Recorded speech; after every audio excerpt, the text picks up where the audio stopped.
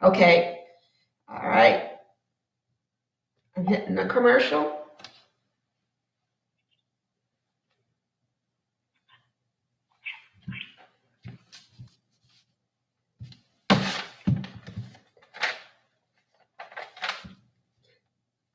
For those who are watching us on YouTube, I've got a commercial going on, which I know you cannot hear.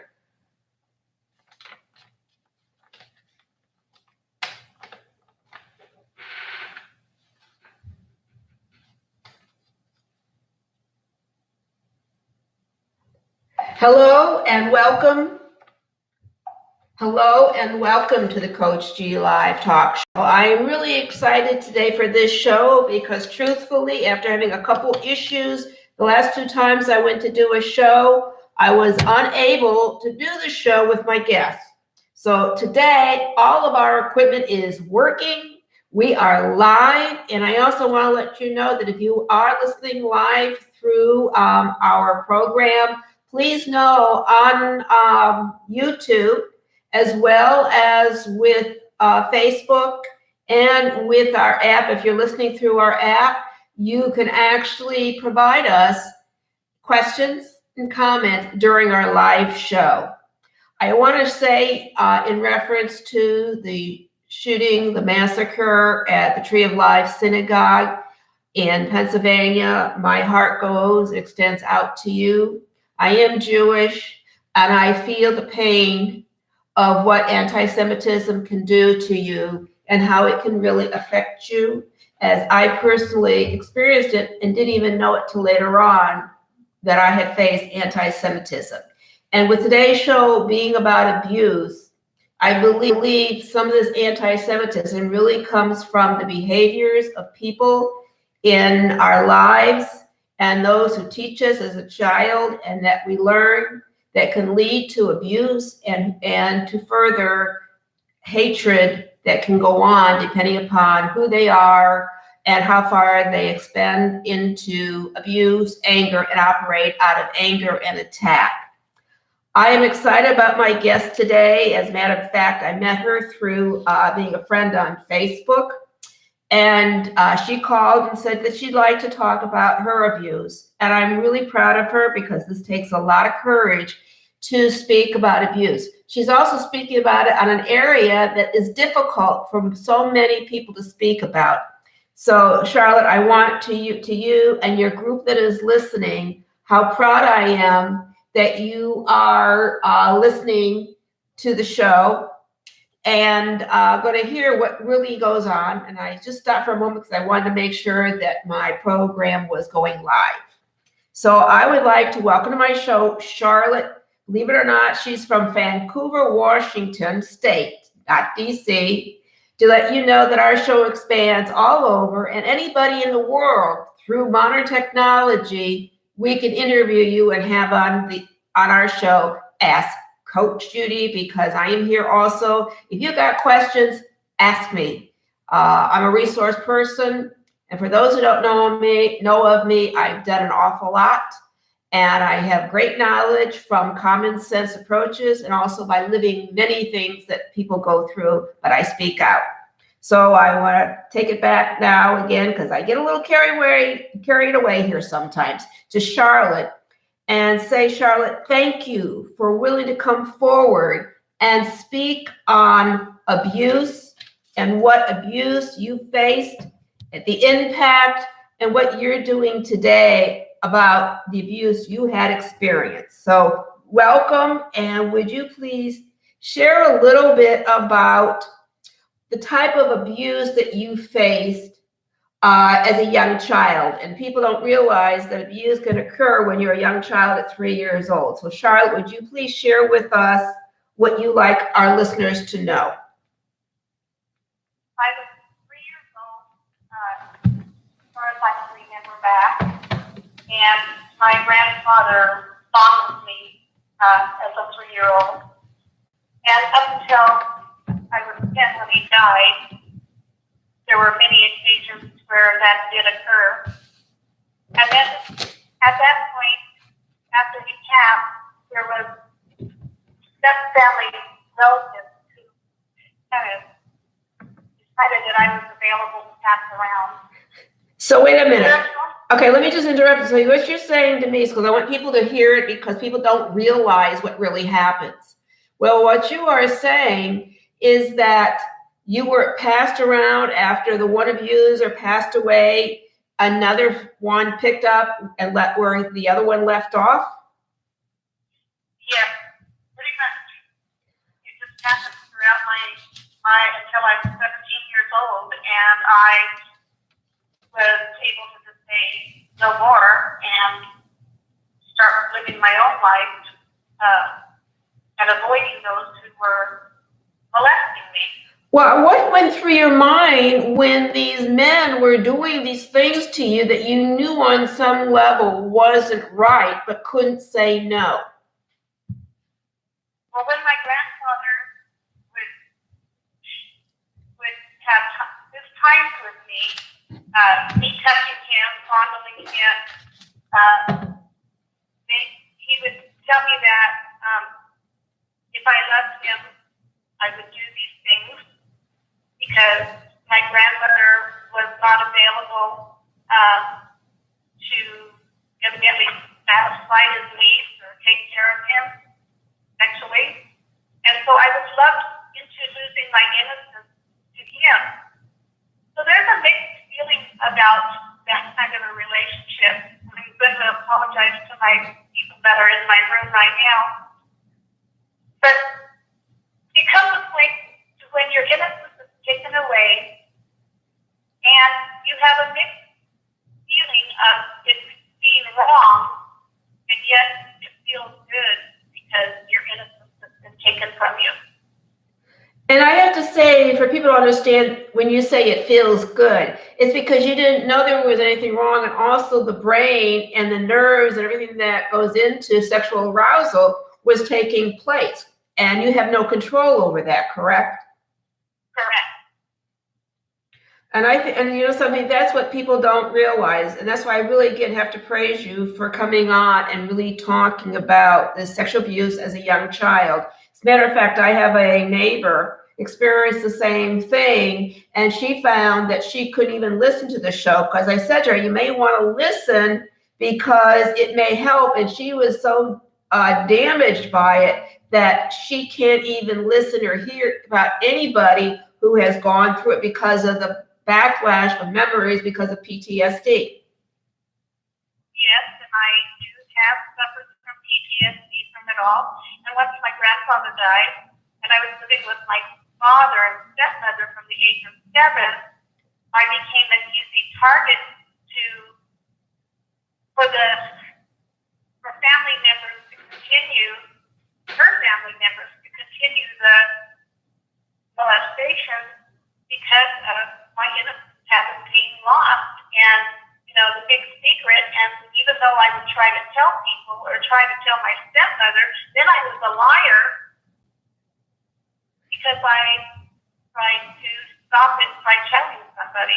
Well, and I have to tell you, that is very common, is that when you have been abused, especially sexually, other people don't want to admit, and they make it as though you are making up, because I will say at this time, I've never said it publicly, but when I experienced it when I was 7, 8 years old and 9 years old, I found out late in life that one of the people who found out about it actually said to me, he says, it's your imagination. That didn't happen. You just want to get back. And my comment was, were you there? And that shut the person up. Yeah. Well, my stepmother was pretty jealous of me as a child anyway, and she inflicted a lot of physical and emotional abuse on me. So I grew up with that as well. But she didn't really want to believe what was happening. She was only 10 years older than I, and I was the apple in my father's eyes, and so there was that jealousy there. And people believing or not believing, it's a very emotional roller coaster for the, and I don't consider myself a victim. I consider myself a survivor. And it's a big emotional roller coaster that goes into the mix. So Yes, I'm here. Just one hi, just one moment. Teja, I've got our other guest on, so if you can just wait, we're just finishing up, but please stay on and listen. I've got Charlotte on hold. Okay. I'm sorry, Charlotte, I had a call come in with our next guest. I apologize. Could you just share briefly what you had just mentioned? Yes. So could you just repeat for our listeners, because I had to put you on hold for a moment, what is it that you just were sharing in the last minute that you were talking about so our listeners can hear you? I was sharing about how in 1980 I spoke in front of a bunch of 350 strangers about the sexual abuse that I had received as a child, and decided at that point that I needed to write a book about my childhood growing up and what I went through, so that I would come through as a survivor and not considered to be a victim anymore.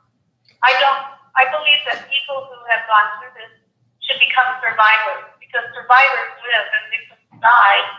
And so I wrote a book, The Other Side of Me, A Victim No More, in 1980, that I'm trying to get published even still. And I know it has taken me a long time to get to this point, but not all publishing houses are willing, were willing in 1985 to even talk about the subject. That's true. It's just like a subject that people don't want to talk about. It's like it didn't happen. It's a negative. It can't be. And these men doing things like this. And of course, there are women who do it to their male children as well. So it's on both sides. But yeah, that is the problem. We even see it today where people don't really want to hear it. It's really kind of difficult to talk about this subject because it's like a taboo. And yet it is so prevalent, especially with the Me Too coming forward about all these women who've been sexually abused or molested in various different ways. So I really am proud of you that you have done it. We're going to have to go in a moment. So could you please share with our listeners what key points you want them to take away so others can benefit from what you've shared with us today?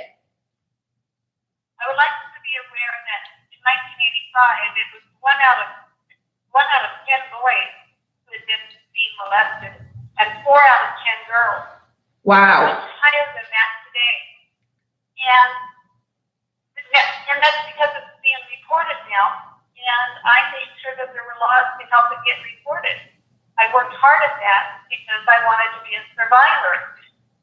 There are groups that can be set up where you can go for counseling, where you can go for support, where you can go for training and learning on how to live with courage, how to overcome your past, how to move forward and become better people, how to share with others and give to them the knowledge that they can survive as well.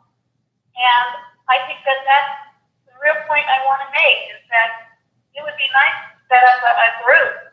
I have a group on Facebook called Friendship Line Ministry.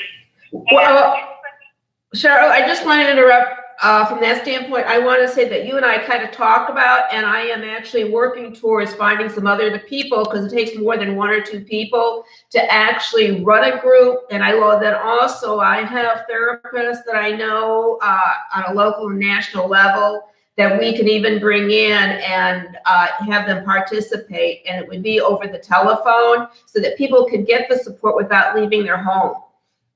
Exactly. Okay, great. Well, I've enjoyed talking to you, but I have another guest who is a therapist who actually experienced sexual abuse and emotional and verbal, which we're going to get into. So if there's any chance that you can click on the link that I sent you on FaceTime, they can continue to listen to the show as well. Yes, I can. But I am at my class right now, so I need to concentrate on that. Okay. If I could just go there later. All right. Or you can give them information to get in contact with me, that would be great. Okay, that would be great. All right, we will take care of that. And again, thank you so much for calling in. Thank you, the group, for listening. I hope we've been a benefit to you, of giving you some knowledge. And I want to give you one of my mottos is get the facts, then act, and achieve success. Because if you reach out and you get the information, you're going to be empowered, and you are going to be having knowledge that will help you to succeed in your personal and professional life as well. So thank you, Charlotte, so much for coming on the show and speaking. You're welcome, Judy. All right, take care. Bye. Hello? Yes, Judy, I'm here. Okay, I really want to thank you for holding on for the show. I was going to try to merge the calls, but I had a problem in figuring out how to do it, and I didn't want to lose Charlotte. But I wanted to tell you that if you go to YouTube after the show, and I also send you the link, you can go back and you can actually listen to the show that we did, because I posted up, and then we'll be sending them out on Facebook and also on LinkedIn, this show. That's fine, no problem. Okay, great. Now, I would appreciate if you would say your name, because I be honest, I get mixed up on actually how to say your first name, so I didn't want to mess it up. So I'm going to have you introduce yourself with your name, but I want to say that I happen to be part of this wonderful group of practitioners who are into healing and to helping others, which is also a resource group for those in the mental health field and holistic approaches, which is how I met her, this lovely therapist. And she has walked the talk that she's going to be sharing, which is why I brought her on. And please know that whatever you're going through something that doesn't feel right, no, you're not alone. There are thousands to millions of others who are facing similar things. And one of my goals is to bridge the gap and to have a empowerment group on abuse for you to reach out to us and become involved and make a difference for yourself and for others. It will be over the phone, so you don't have to leave your home, to get the knowledge, the resources, support, and everything that is needed for you to achieve the success that you want in your life. All right, I would like to introduce, and please say your name so everybody can hear it correctly. Thank you, Judy. My name is Mateja Petier, and I'm actually originally from Slovenia. That's why my name is a little bit different. Okay.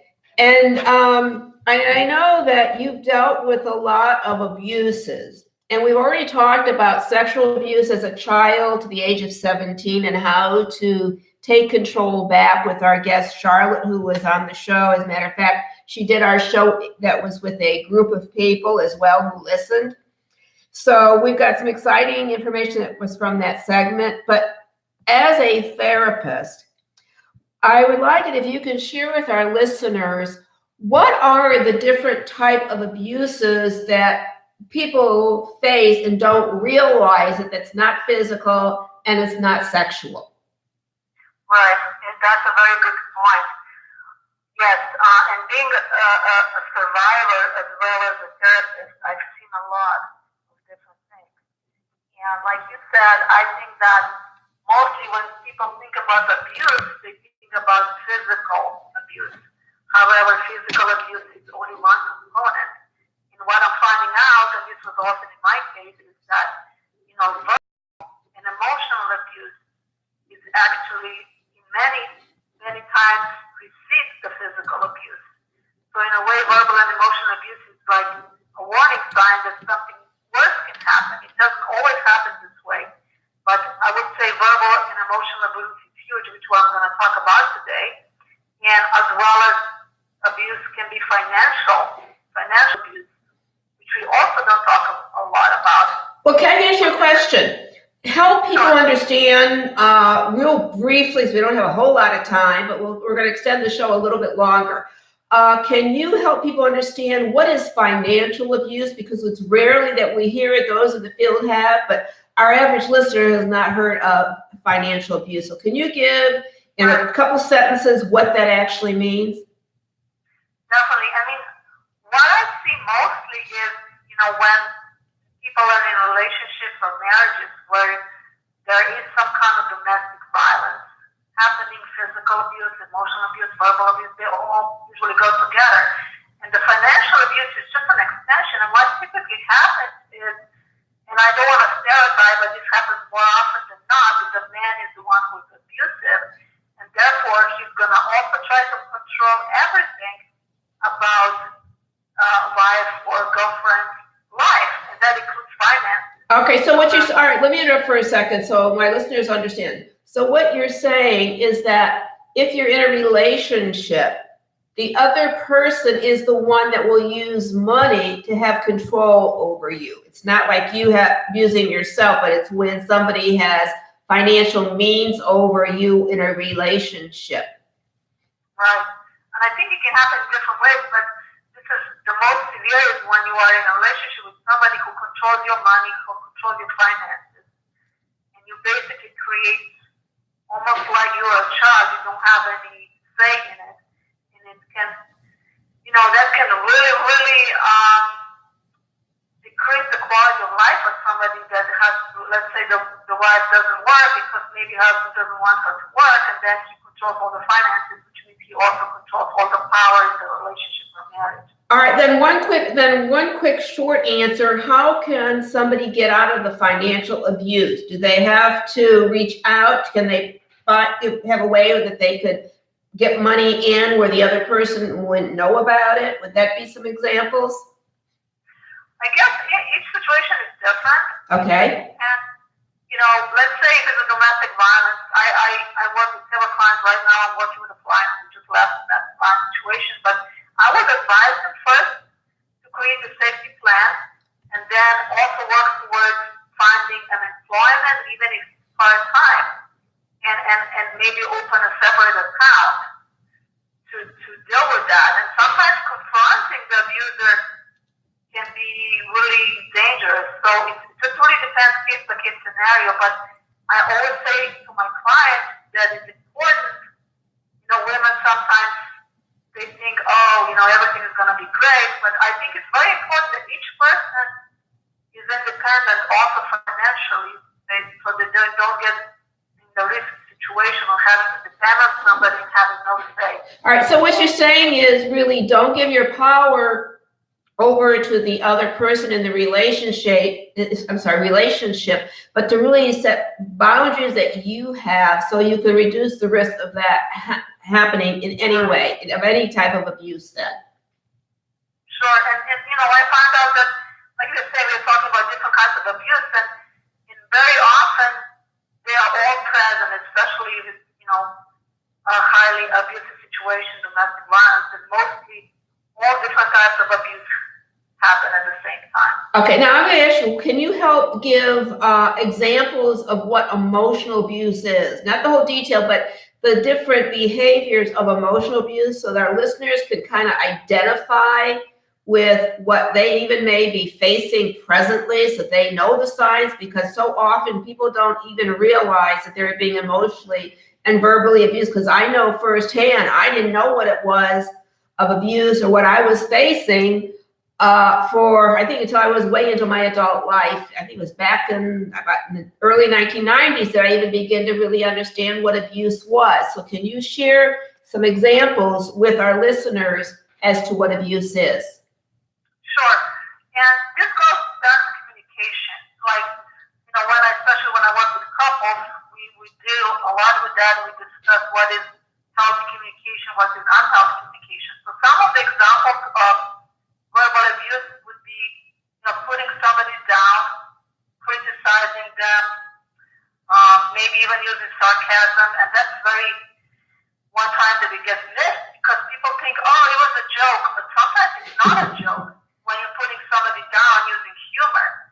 Of course, there are some obvious ones like name calling, labeling a person as lazy, as a failure, then devaluing them.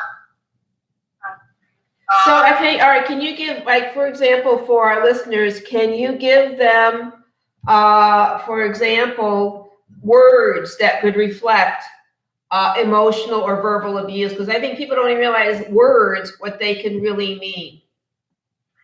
I mean, like I said, an example of, putting down somebody, it would be something like, you're no good, and this is something that I experienced from my parents, my mom. You're a failure, and nothing good is going to happen. You can't do anything right. You are lazy. You are basically could be labeling. Then I start using sarcasm. I can't think of the example off the top of my head, but even somebody constantly interrupting somebody and constantly being critical, because if you hear this day in and day out, then you are convinced that this is who you are. You don't even eventually you just take those words for the face value, and you don't question them. So what you're saying is that when especially your family has emotionally and verbally abused you, and because they are your parents, you think they know what's best. So they are criticizing you, they're putting you down, saying negative things, not encouraging you, so that you then begin to identify with what they're saying and being that person, even though on the inside you're not. Right, and it's like when I was 5, we look at the beliefs, and a lot of us, the way we grew up, we have limiting beliefs. And let's say, that's where we learn who we are initially in our parents or our caregivers, and if they didn't help us to help us build the confidence that we need to succeed in life, and feeling that, being in a family is a safe place, then you, because you're a child, you're dependent on your parents, and you take this at face value, and you believe you integrate this in your beliefs. So you believe what your parents are telling you, you adopt those beliefs, and you don't question them. So I think as an adult, we can start questioning those beliefs and say, if this is what my parents told me, is this really true? Just because they said so, doesn't mean it's necessarily true. And I tell you, that is so true, because I know for myself, that was what I learned. And I actually had somebody who worked with me and the other parties involved. And when the dynamics changed, she said to me, she says, you've been emotionally abused. And I was like, huh? Wait a minute, that's what I've lived with all my life. And I couldn't believe it, that she recognized it. But because of the dynamics, she couldn't even say, Judy, you are being emotionally and verbally abused. And to some degree, I understand why, but some degree I wish she had, because it would have been a wake-up call to figure out, what do you mean I'm being abused? And I think this is so common, especially when you are raised in families where maybe you're not accepted for who you are, because you're not leading up to their expectations, their wants. And the other thing I want to say is that a lot of people, because I've heard it from them, I personally have experiences that when you have physical issues and you're not able to do the things you want to do or what they want you to do, they then begin to label you as though you're lazy, you don't care, you're all about you, and so on. Would you agree with that? Absolutely. And, because we are powerless when we are dependent on our parents or caregivers, so we don't question it, because we think they know the best. But it's absolutely what you're saying, especially if you're different, then even gives people more reason. I have been always highly sensitive person, very emotional. So, when you feel things in a deep way, then it hurts you even more. Well, I can ask you a question then. How do adults begin to bring change once they discover that they really grew up or have lived in an abusive, emotionally and psychological abusive relationship? Well, my suggestion would be always to find a professional, because that's probably the best way, especially if you try to do this on your own. Most people cannot heal without professional help. But I do want to share a few things that might be helpful even without necessarily going to a therapist. Unfortunately, it's still stigma Exactly. That would be great because we have just a few minutes. So if you can keep it, Sure. I don't mean to cut you off, but keep it very simple so the listeners can understand and get an image in their mind of what you're saying. That would be great because we're going to have to sign off shortly. Sure. So one of the things that's been a great tool is journaling. So basically just writing your thoughts down. Then I would say also meditation. I like a lot of people think meditation is just one way, but what I find helpful is what we call guided meditation. You can just listen to very pleasant, like let's say we listen to meditation going to the beach or going to the forest, just very pleasant images. Then I would also say exercise, especially gentle exercise like yoga, tai chi. Also, I would say hiking, swimming. So any type of movement also helps. Then we talked about working with a therapist or energy healers. And also, it's important what we eat. Try to eat, healthy, because foods also have effects on our well-being. That is true, and I have to tell you, that's coming out more and more about foods and how they interact with your body and the changes. And I do know that if you eat certain foods in the morning, it can be good or bad versus eating in the afternoon or later. The different food products that are out there, as well as all the things that are in the food today, I've learned is also affecting us too. Right. And everybody's different. This is part of getting to know yourself really well. And also I would say sharing with compassionate and kind people who are hopefully non-judgmental and understand, maybe even joining a support group. I'm so glad.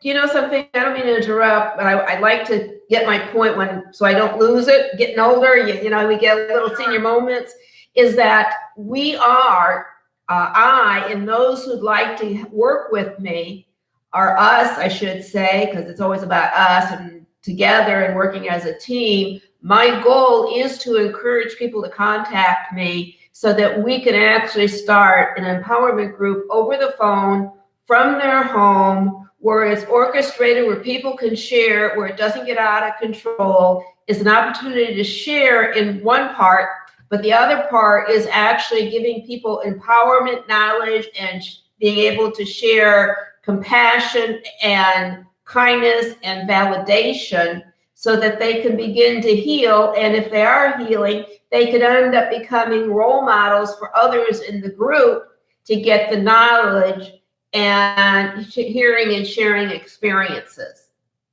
Right. I think it's very profound because with people that went through the similar experiences, it's very empowering, and I believe in that. So just the 3 more things I want to mention. Okay, all right, great. We've got about a minute left here. Okay, so never believing for a minute that any kind of abuse is justified. Also, utilizing Reiki, which is an energy medicine or something similar. I also do tapping technique, which is also profound. And also spending time in nature and loving yourself no matter what. Oh. This is just a few tips. That have worked for me.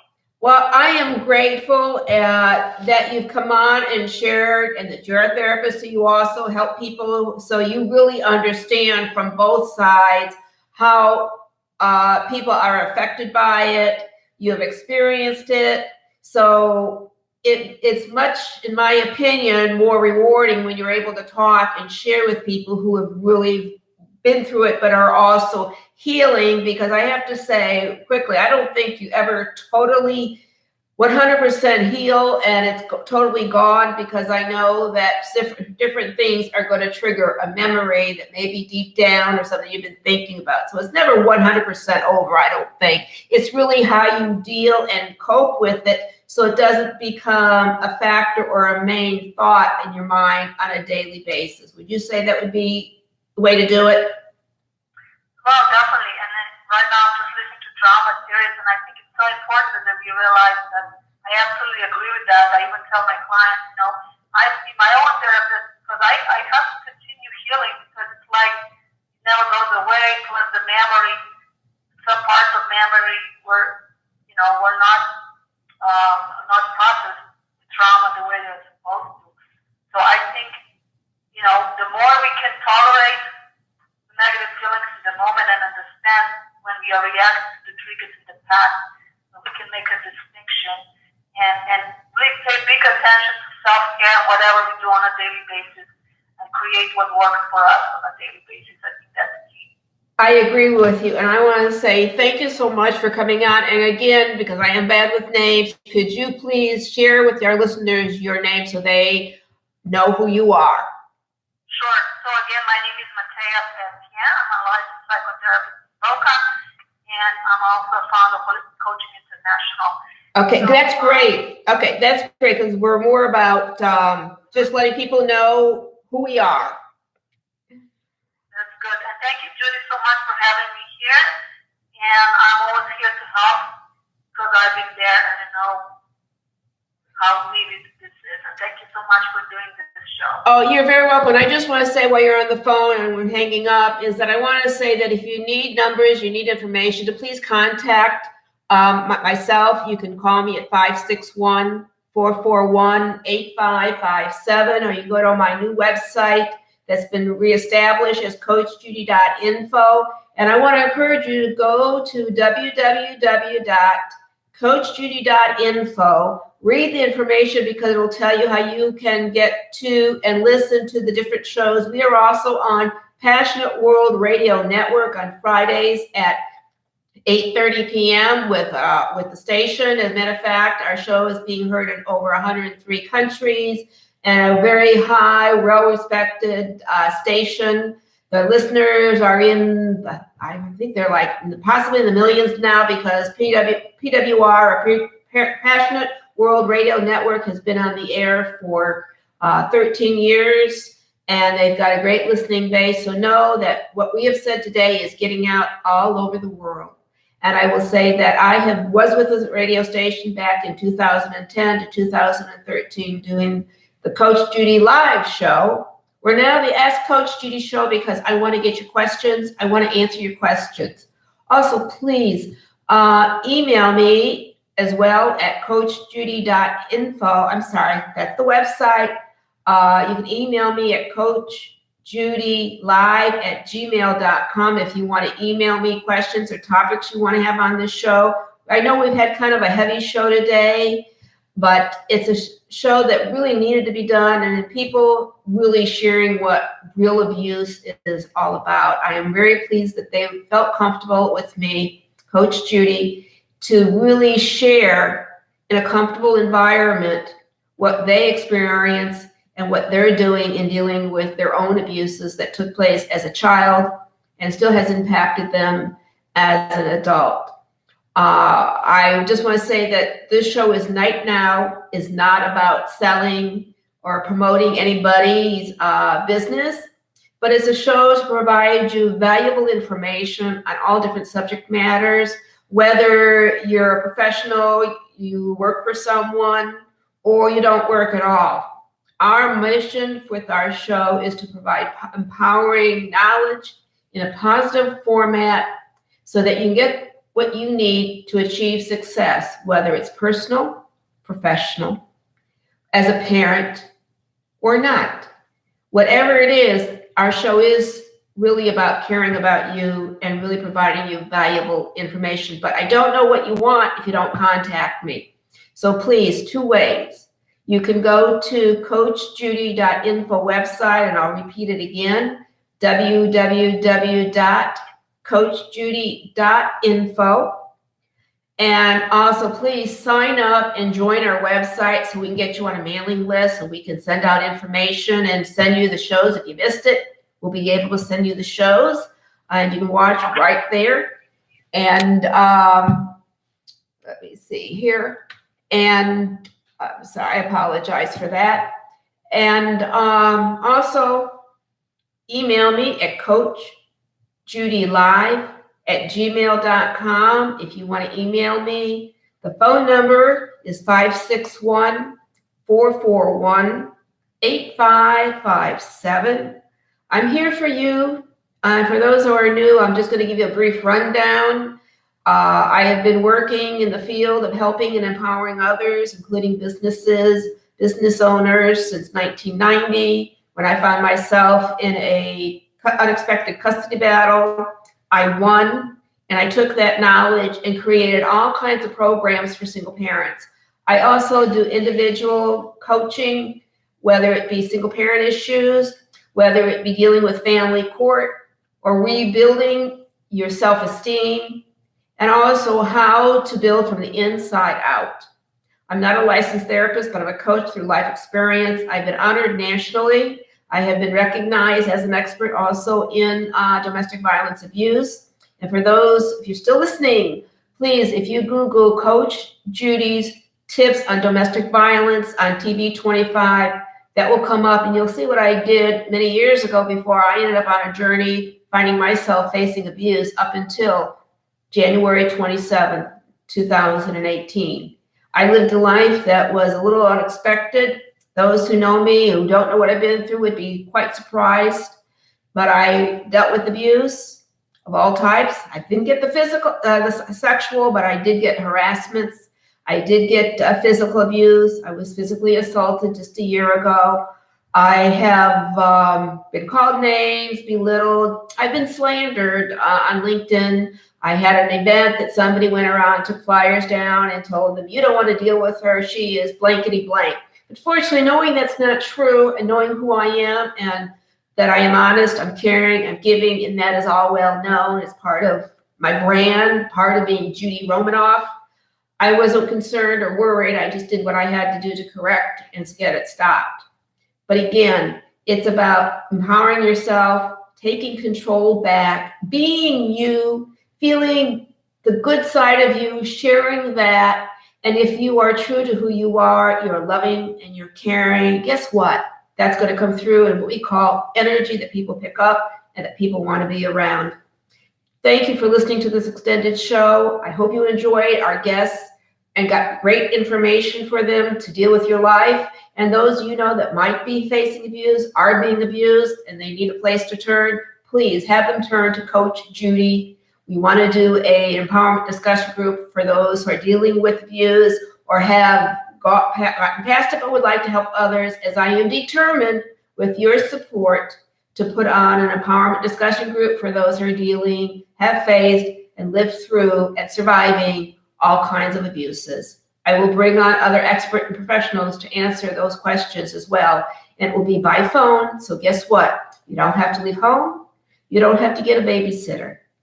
It'll be by phone. And as we grow, we'll also use Skype and other modern technology to provide you valuable information with the abuse group. I don't have a name, but we will be doing it. So please pass the word around, let people know Coach Judy is focused on changing and empowering people's lives who are dealing with abusive situations and to enjoy life in spite of it. If I can do it, you can do it. So please contact me. Thank you and have a great week. Bye.